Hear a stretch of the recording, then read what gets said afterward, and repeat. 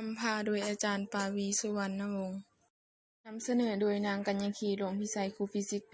มื้อนี้เฮาสิมาทดลองเกี่ยวกับการสะท้อนของแสง อุปกรณ์ของเฮาก็มี 1. มีตัด 2. เฟิร์ส 3. ถุงยางพลาสติก แล้ว 4. เจี้ยขาว ขั้นตอนของการทดลองของเฮาก็มี ตัดเจี้ยให้ได้ตามขนาดของถุงยางพลาสติก แล้วเขียนตัวเลข 8 แล้วป้อนลงในถุงพลาสติก แล้วเขียนเลข 3 ทับอยู่นอกถุงพลาสติก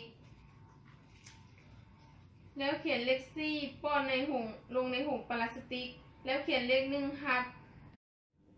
เมื่อเอาเลข4นี้จุ่มลงไปในน้ำเราจะสามารถสังเกตเห็นเป็นเลข1เมื่อเอาเลข8นี้จุ่มลงไปในน้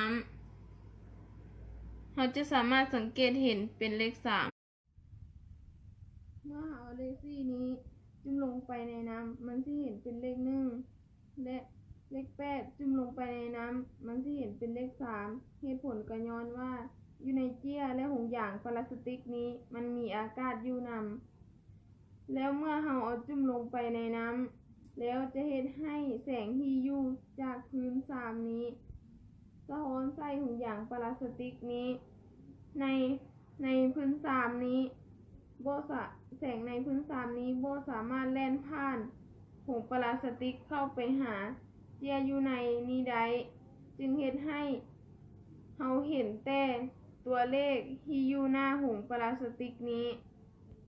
ของข้าพเจ้านี้จะมีคุณประโยชน์บ่หลายก็น้อยและเป็นสื่อในการเรียนการสอนที่ประจักษ์ตาให้นักเรียนเห็นได้อย่างชัดแจ้งเกี่ยวกับปรากฏการณ์ที่เกิดขึ้นของการสะท้อนแสงถ้าหากวิดีโอของข้าพเจ้านี้มีข้อผิดพลาดประการใดก็ต้องขอโทษขออภัยนำขอขอบใจ